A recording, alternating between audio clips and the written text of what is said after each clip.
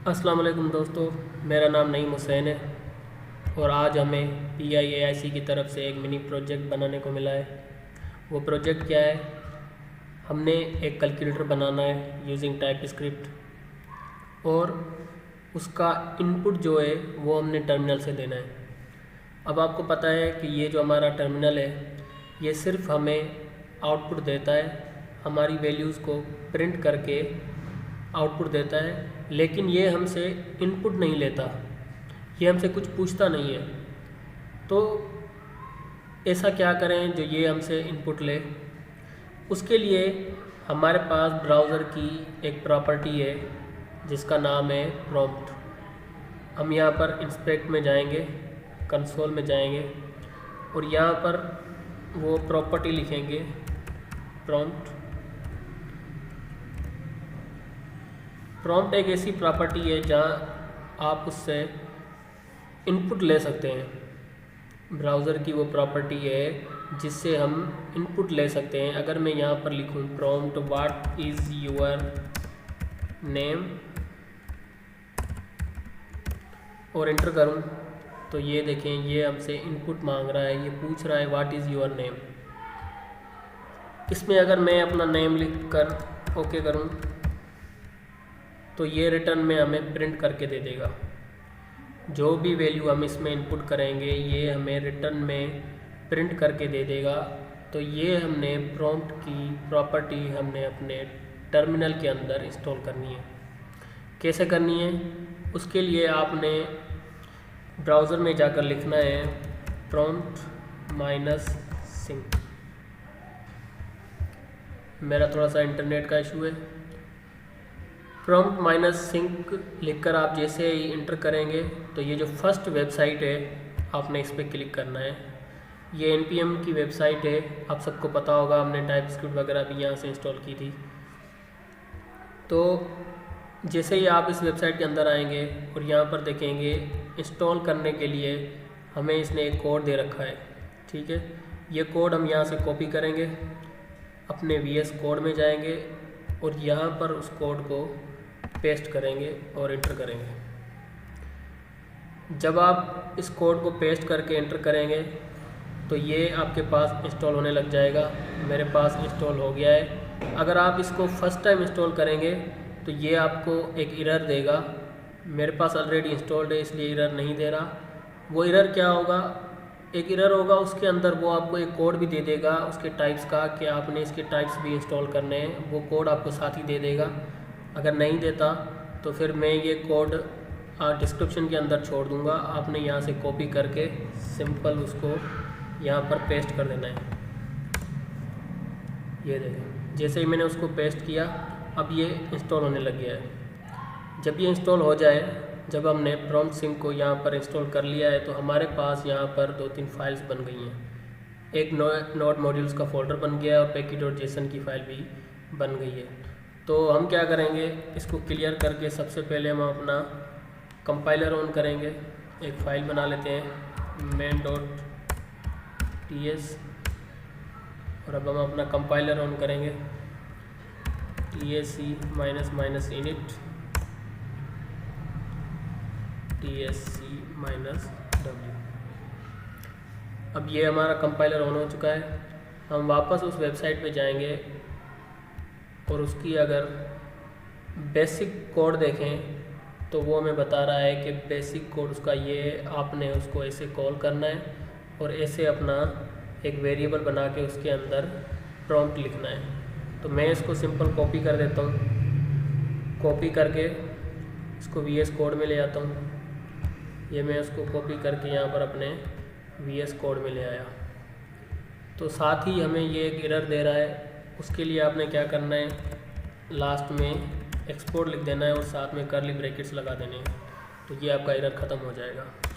अब हमारे पास एक वेरिएबल है n के नाम का और उसमें प्रॉम्प्ट लिखा हुआ है, ठीक है। और उसमें हमने एक सवाल दे रखा है हाउ मैनी मोर टाइम्स। तो हम इनपुट लेने के लिए हमने ये सवाल दे रखा है। अगर मैं इसको प्रिंट करूँ console.log ब्रैकेट लगा के n लिखूँ और मैं इसको यहाँ पर प्रिंट करूँ main.ts main.js।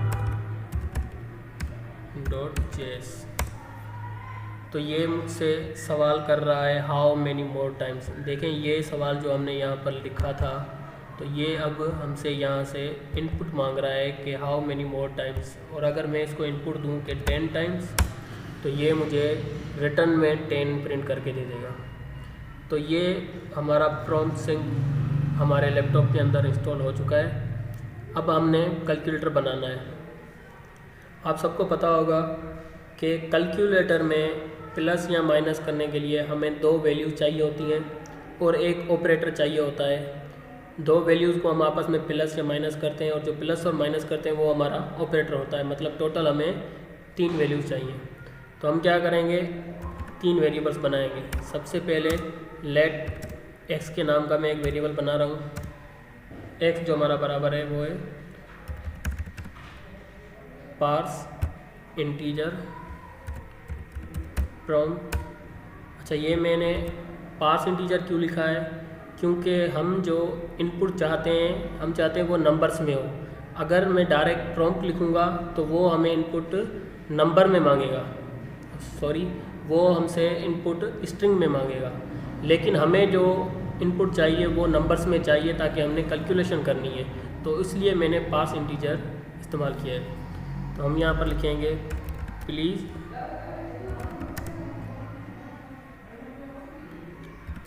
Inter your first value. ठीक है, हमने यहाँ पर एक वेरिएबल बनाया एक्स के नाम का और उसमें हमने पार्स इंटीजर लगा दिया है ताकि हमें वैल्यूज़ जो है वो नंबर में मांगे। जो प्रॉम्प्ट है वो हमसे सवाल करेगा। ठीक है, अब हम दूसरी वैल्यू के लिए इसको कॉपी करके सिंपल पेस्ट करेंगे और यहाँ पर इसका नाम जो है मैं रख देता हूँ y और यहाँ पर लिख देता हूँ please inter your second value. ठीक है, अब हमें एक और वेरिएबल चाहिए ऑपरेटर्स के लिए, तो मैं यहाँ पर लिखूँगा लेट ओपी। ओपी का मतलब ऑपरेटर, आप यहाँ पर कुछ भी लिख सकते हैं। तो अब हमें पार्स इंटीजर नहीं लिखना क्योंकि ऑपरेटर जो हमें वो स्ट्रिंग में चाहिए। प्रॉम्प्ट प्लीज़ सिलेक्ट, मैं लिख देता हूँ प्लीज़ एंटर योर ऑपरेटर। ठीक है, मैंने यहाँ पर 3 वेरिएबल्स बना दिए। अब हम यहाँ पर इफ़ एल्स की कंडीशंस लगाएंगे ताकि हम उसको बता सकें कि अगर यूज़र प्लस सेलेक्ट करता है तो आपने उसको प्लस करना है, अगर वो माइनस सेलेक्ट करता है तो इन दोनों वैल्यूज़ को आपने माइनस कर देना है। आपने इफ़ एल्स की कंडीशन पढ़ रखी होगी, मैंने पढ़ रखी है, आप लोग देखेंगे तो समझ जाएंगे। इफ़, अब मैंने लिखा है इफ़ अगर ओपी जो है ऑपरेटर हमारा सेलेक्ट करता है कि वो प्लस, अगर ऑपरेटर हमारा सेलेक्ट करता है प्लस, तो क्या करना है, जो हमारे पास 2 वैल्यूज़ हैं console.log और यहाँ पर हम बैकटिक्स का इस्तेमाल करेंगे क्योंकि हमारे दोनों वेरिएबल्स हैं। तो क्या करना, जो हमारा फर्स्ट वेरिएबल है x उसको प्लस कर देना। ठीक है, उसको क्या करना, प्लस कर देना y के साथ। ठीक है, तो अगर यूज़र हमारा सेलेक्ट करता है कि मैं इन दोनों वैल्यूज़ को प्लस करना चाहता हूँ तो वो 2 वैल्यूज़ प्लस हो जाएंगी। ठीक है, तो उसके लिए हमने प्लस का एक कंडीशन हमने प्लस की बना दी है, दूसरी कंडीशन हमने माइनस की बनानी है। ये बना दी मैंने माइनस की, ये हमने बना दी मल्टीप्लाई की और ये हमने बना दी डिवाइड की।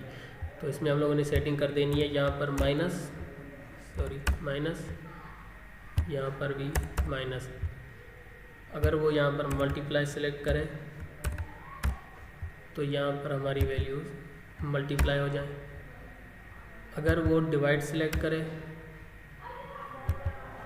तो हमारी वैल्यूज़ यहाँ पर डिवाइड हो जाए। और लास्ट में हम क्या करेंगे, एक डिफ़ॉल्ट वैल्यू रख देंगे ताकि अगर वो गलत ऑपरेटर सेलेक्ट करता है तो उसको एरर आ जाए।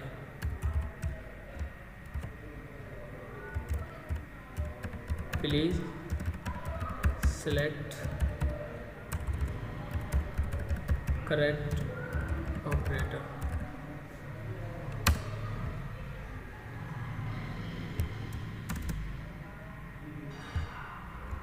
ठीक है,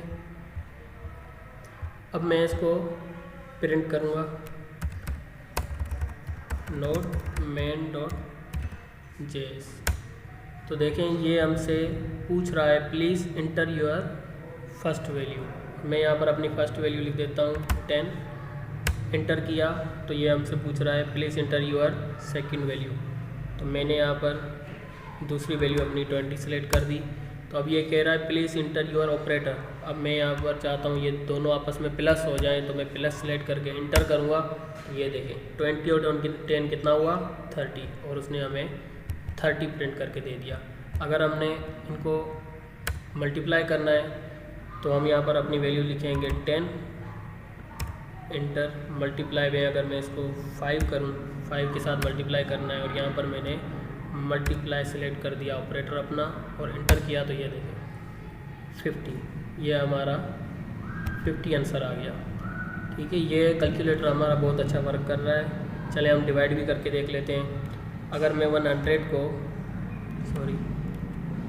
मैं अगर 100 को डिवाइड करूं 5 के अंदर, और डिवाइड की यहाँ पर मैं ऑपरेटर सेलेक्ट कर देता हूँ और इंटर करूँ, तो ये देखें 20 आ गया।